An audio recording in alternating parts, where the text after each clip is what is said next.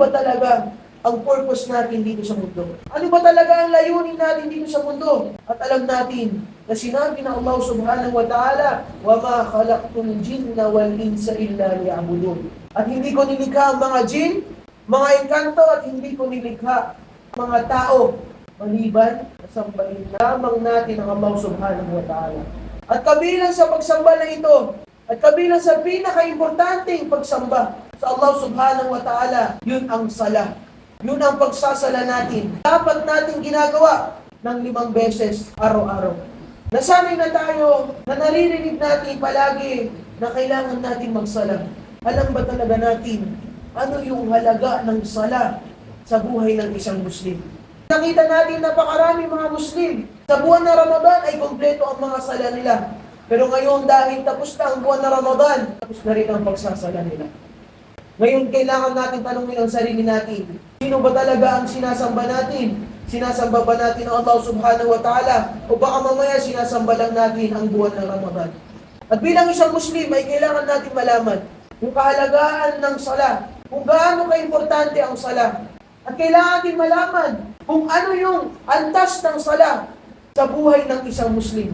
Karamihan sa mga kasalanan na binabanggit, mga malalaking mga kasalanan, kapag ang isang tao ay nakagawa ng zina, malaking kasalanan yun sa Allah subhanahu wa ta'ala.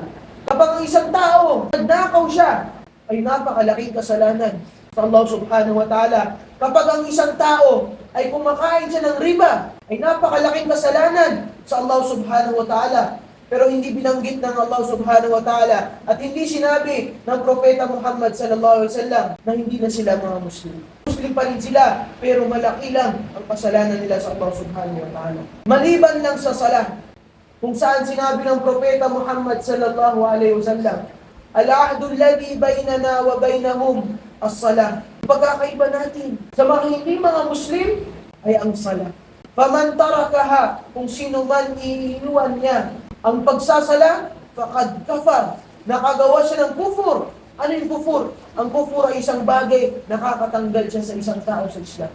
Unang-una, kailangan muna natin malaman, wa aqimis salah. Bakit palagi pinag-uutos sa atin magsala? Sinabi ng Propeta Muhammad sallallahu alaihi wasallam, paano kung sa labas ng pintuan ng bahay mo ay mayroong isang ilog at maliligo ka doon sa ilog na yun ng 5 beses? Sa tingin nyo ba, meron bang matitirang dumi sa katawan ninyo? Sinagot ng mga sahaba. Sabi nila, walang matitirang dumi. Sabi ng Propeta Muhammad sallallahu alaihi wasallam, ganun ang pagsasala. Binuburan niya ang mga kasalanan na ginagawa natin. Lahat naman tayo ay nakakagawa tayo ng kasalanan. Kullu bani Adam khata'.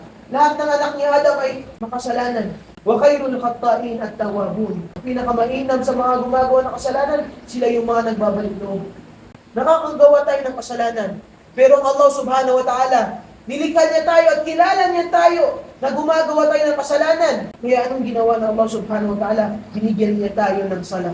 Na itong sala na ito ay binubura niya. Nililinis niya ang mga kasalanan na ginagawa natin.